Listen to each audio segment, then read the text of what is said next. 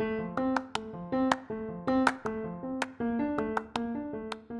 you have ever thought about starting your own podcast, you should check out Riverside.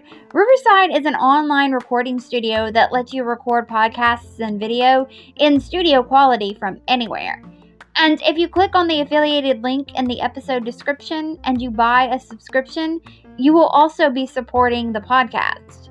And if you're going to start your own podcast or you just want to continue to listen to great podcasts, you need headphones or speakers. If you click on the Amazon affiliated link, you can get great deals on headphones and speakers. And if you make a purchase, it will also help support the podcast. Both links will be in the episode description if you are interested.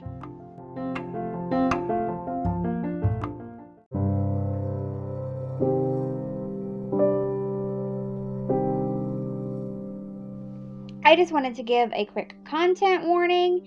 In this episode, I talk about a gruesome death. So if you need to skip over those parts, I will leave a timestamp in the episode description when I start talking about the death and when I stop talking about it.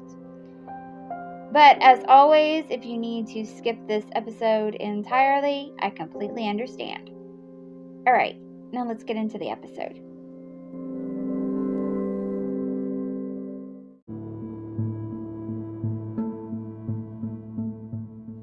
You may be somewhat familiar with the story this week. If you were like me, then you learned about the Salem witch trials in high school when you read the play The Crucible by Arthur Miller in English class. But when I learned about it, I only got a summary of what happened. I learned just enough to help me understand the play. I knew pretty much the names of the people involved. I knew that witch hysteria ran wild, and I knew how many people lost their lives due to said witch hysteria. But I didn't learn in depth what led up to the witch trials. I didn't learn about the economic situation in Salem. I didn't learn about the theories that are out there about why the witch trials started.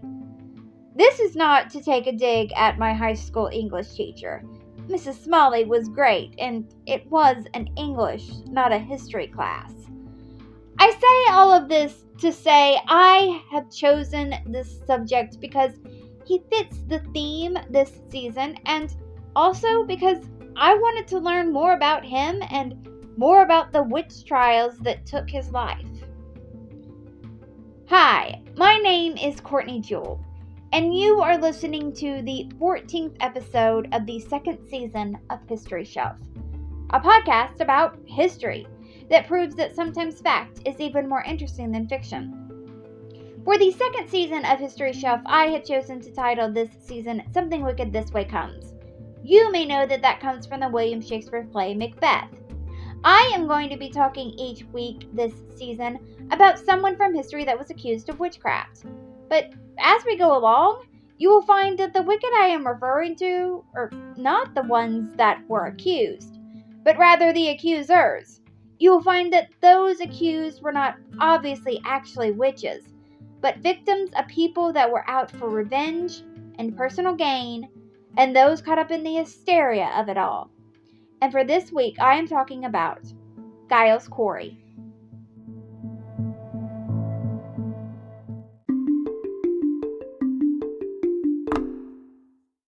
Giles was born in Northampton, England in August of 1611. He was baptized on August 16th, 1611, so he had to have obviously been born before the 16th.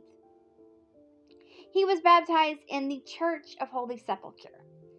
Giles was born to Giles and Elizabeth Corey. On Giles' baptismal record, it has his surname spelled C-O-R-Y, but his name is usually spelled C-O-R-E-Y, so that is how I am spelling it. He married his first wife, Margaret, probably in England. Together they had 4 children, Martha, Margaret, Deliverance, and Elizabeth. Giles married his second wife, Mary Bright, on April 11th, 1664. Together they had a son named John. Mary died in 1684. Giles' third and final wife was Mary Rich. Her maiden name was Pennon. Martha had 2 sons from 2 previous relationships. She had a son named Benoni Penon. Benoni was an illegitimate child, and he was also mixed race. His mother was white, and his father was thought to have been African. Martha's second son, Thomas Rich, was from her first marriage to a man named Henry Rich. Giles was a wealthy farmer. It isn't known when exactly Giles moved across the pond to North America, but there is records of him living in Salem town, Massachusetts, as early as 1640. So, at least his last 2 marriages took place after he moved. Obviously, Giles was accused of witchcraft. I wouldn't be talking about him this season if he hadn't been, but that doesn't come till a little bit later. So, let's talk about his life before the witchcraft accusations. In 1676, before he was accused of witchcraft and even before his second wife died, Giles had some trouble with the law. In Essex County, Massachusetts, Giles was put on trial for beating his indentured servant, Jacob Goodell. Jacob's last name could have also possibly have been Goodell or Goodall. Indentured servitude is a little bit like slavery. An indentured servant would have to work without pay for a specific amount of time. This servitude could be entered into willingly, or it could be some type of judicial punishment. I don't know whether or not Jacob entered his servitude willingly or not, but I do know what led to Giles beating Jacob. Allegedly, Jacob was beaten by Giles because Giles caught Jacob stealing apples from his, Giles, brother-in-law. Giles took a stick to Jacob. Jacob was severely beaten with the stick. Giles did not send Jacob to go get medical attention for 10 days. Jacob died as a result of the beating. Even though Giles' actions resulted in Jacob's death, Giles did not get charged with murder because it was legal to punish your indigent servant with corporal punishment. Giles was charged with using unreasonable force. Many testified against Giles. He was found guilty, but his punishment was just a fine. Giles being accused of witchcraft started with his wife Martha being accused of witchcraft on March 19, 1692. By then, the Salem witch hunt had been going on for about a month. The hysteria was so widespread in Salem that when Martha was accused of witchcraft, even Giles believed her to be guilty. He actually testified against her. His attitude changed on April 19, 1692, because that was when he was arrested and charged with witchcraft. Giles was accused of being a witch, or rather a wizard, by Ann Putnam Jr., Mercy Lewis, Abigail Williams, Mary Wolcott, and Elizabeth Hubbard. Anne said that on April 13, 1692, the specter of Giles visited her and asked her to write her name in the devil's book. She also said that she saw a ghost that told her that it had been murdered by Giles. Mary Warren, Abigail Hobbs, and Bridget Bishop were also arrested when Giles was. Other girls started to also accuse Giles of witchcraft, including Abigail Hobbs. The girls talked about assaults that his specter had committed. Giles was taken to prison along with his wife, and there he waited 5 months for his trial to begin.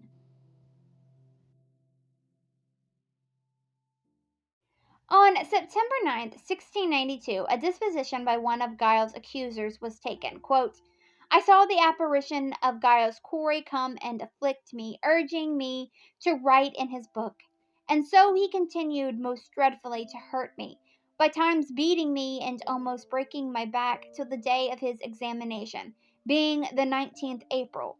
And then also during the time of his examination, he did afflict and torture me grievously, and also several times since, urging me vehemently to write in his book, And I verily believe in my heart that Giles Corey is a dreadful wizard, for since he had been in prison, he or his appearance has come and most grievously tortured me. End quote. Giles's trial began on September 16, 1692. Giles didn't plead guilty, but he also didn't plead not guilty.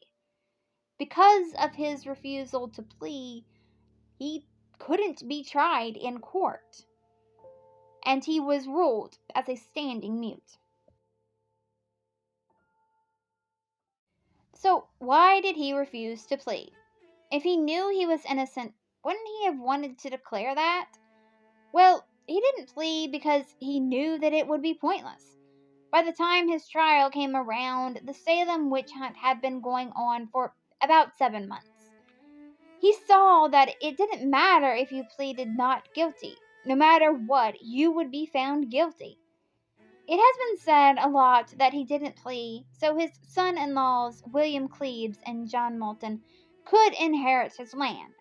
But according to English and Massachusetts law, a person's property was not given to the government if they were convicted, though the sheriff of Essex County, George Corwin, did illegally seize property of some of the people accused of witchcraft. Giles was punished for his refusal to go to trial. Either on or before September 18, 1692, Giles was slowly pressed to death in a field next to the jail. Giles was stripped naked and a board was placed on his chest, and then heavy stones and rocks were piled on the board. His neighbors watched as he died a slow and painful death. He was 81 years old. To press someone was illegal under Massachusetts law. It went against Puritan provisions. Giles Corey is the only person in U.S. history that has been pressed to death. Even while being pressed to death, Giles refused to plead. He was known to be a stubborn man. The only thing that he said was, quote, "more weight."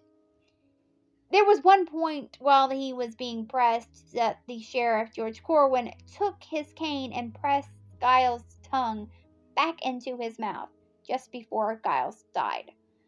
Giles was slowly pressed to death for 2 days before he died. On September 18, 1692, Giles was excommunicated from the village church so he wouldn't die as a church member.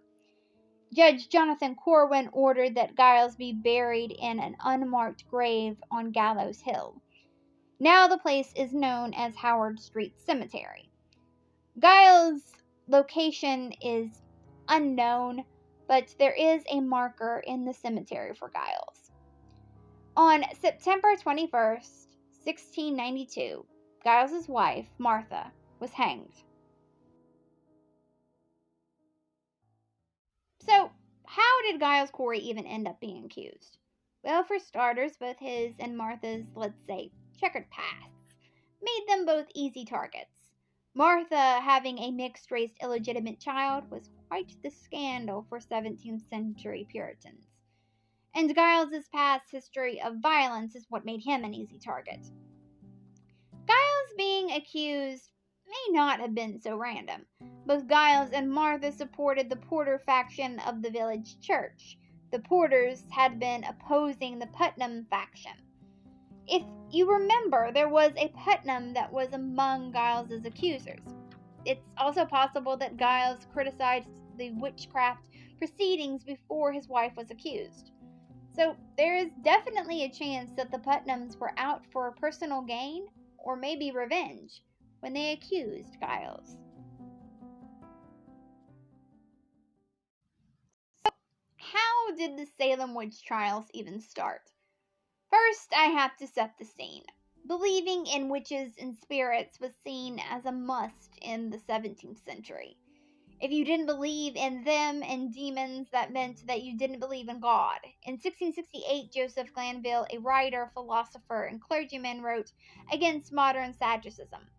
He said that he could prove that witches and ghosts were real. Other books had also been published on witchcraft.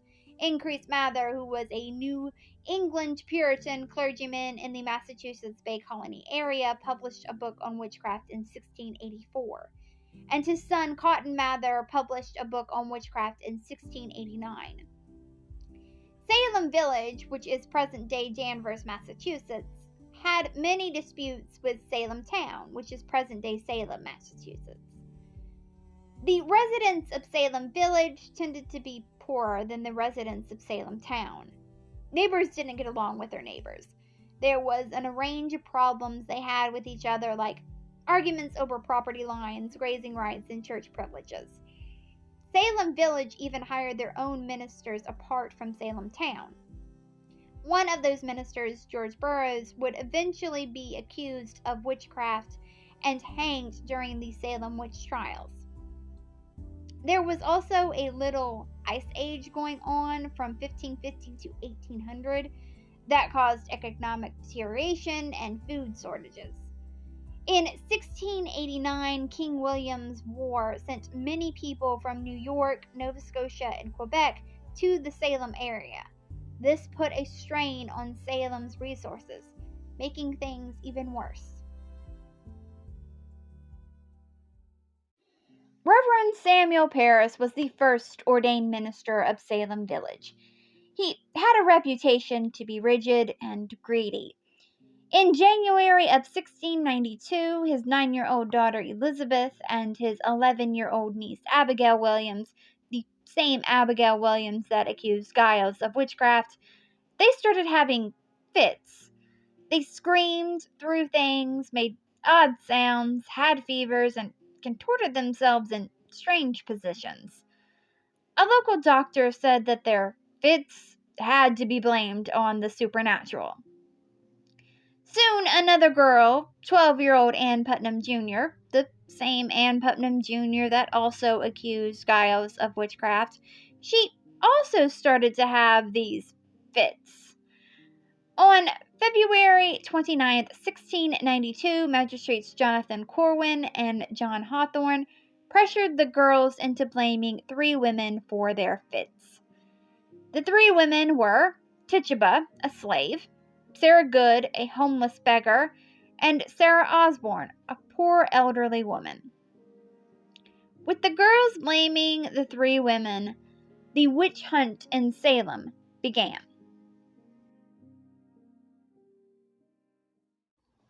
The next day, on March 1st, 1692, the 3 women were interrogated. They were interrogated for several days. Sarah Good and Sarah Osborne both said that they were innocent, but Tituba confessed. She said, quote, "The devil came to me and bid me serve him," end quote. She said that there was a tall man with white hair that wanted her to sign his book, and she did. She said that there were several other witches out there that wanted to destroy Puritans. From then on, no one was safe from witchcraft accusations. When Giles's wife Martha was accused, that really started to concern people. Martha went to church. That meant that anyone could be a witch. Sarah Good's 4-year-old daughter Dorothy was even accused of being a witch. On May 27, 1692, Governor William Phibbs ordered a special court for Suffolk, Essex, and Middlesex counties to hear all witchcraft accusations. Cotton Mather wrote a letter to the special court to not allow spectral evidence.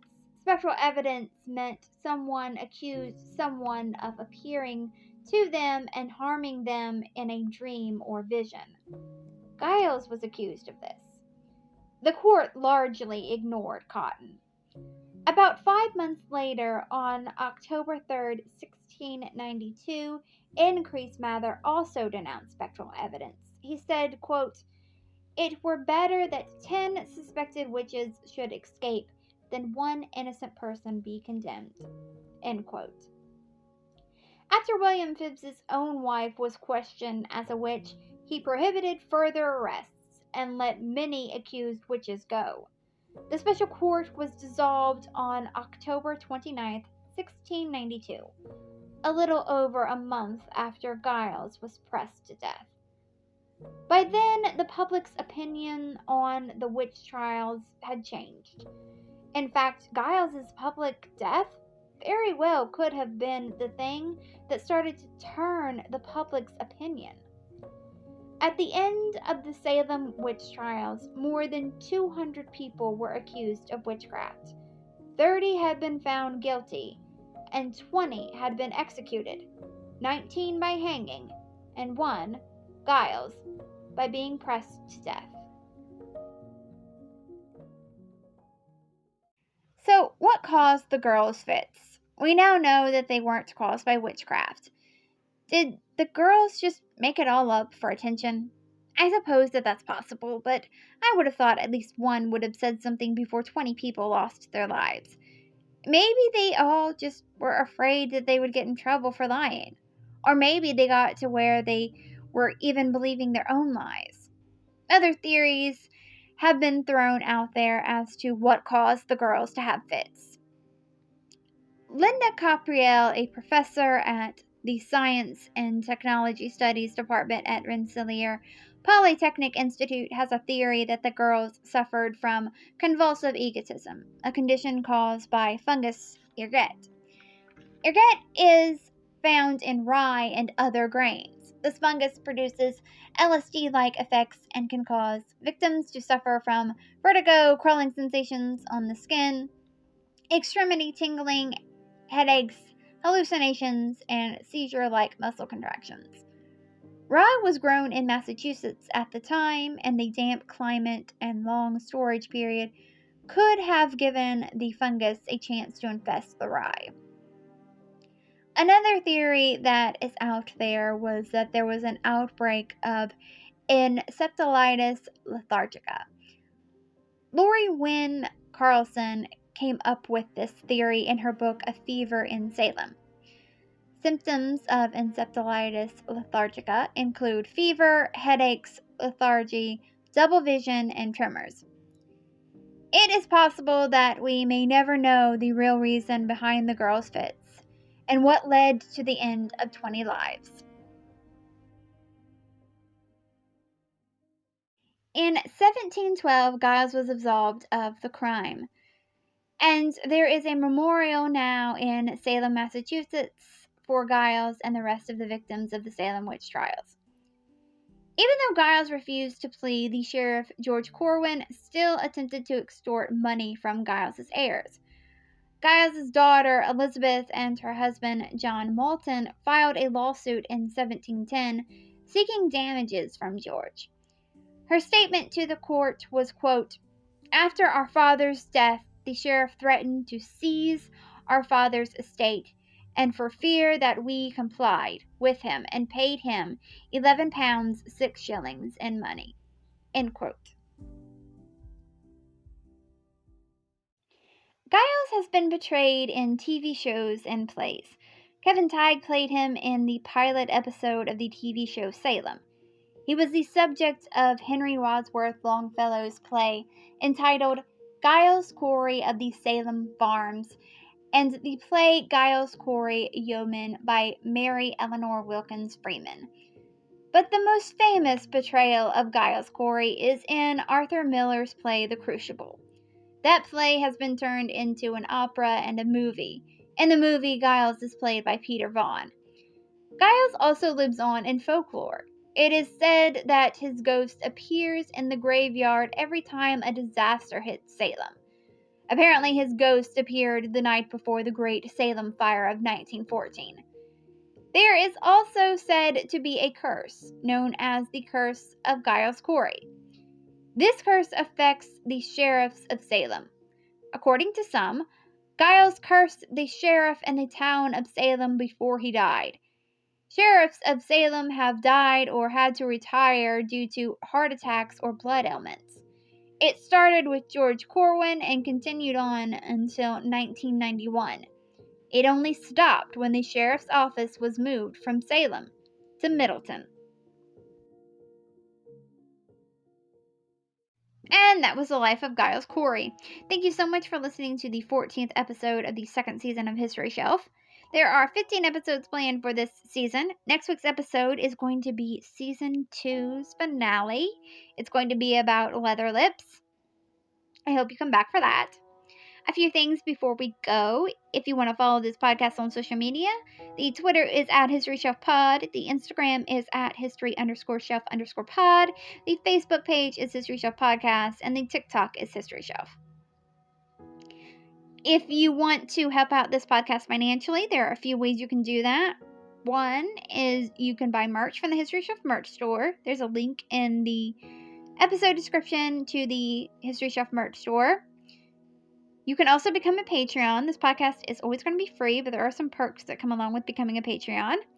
The first tier is called History Student, and that is $1 a month. And with that, I will send you out a thank you on social media. The second tier is called History Fan, and that is $3 a month. And with that, you get the first tier, plus you get to vote in a poll that helps me choose the theme for the next season of this podcast. The third tier is called History Buff, and that is $20 a month. And with that, you get the first 2 tiers, plus you will get a handwritten note of thanks mailed to you from me. And the last tier is called History Lover. That is $40 a month. And with that, you get the first 3 tiers, plus you get to choose 1 item from the History Shelf merch store. I will leave a link to the Patreon in the episode description in case you're interested. Another way that you can help out this podcast is if you click on one of the affiliated links.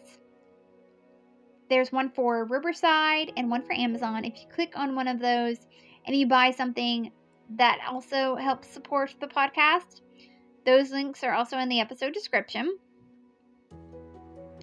And another way that you can help out this podcast financially is if you want to take out some ad space on this podcast, you can. I have a gig on Fiverr, so if you want to advertise something, if you have a podcast or a book or a YouTube channel or anything that you want to advertise, you can do that.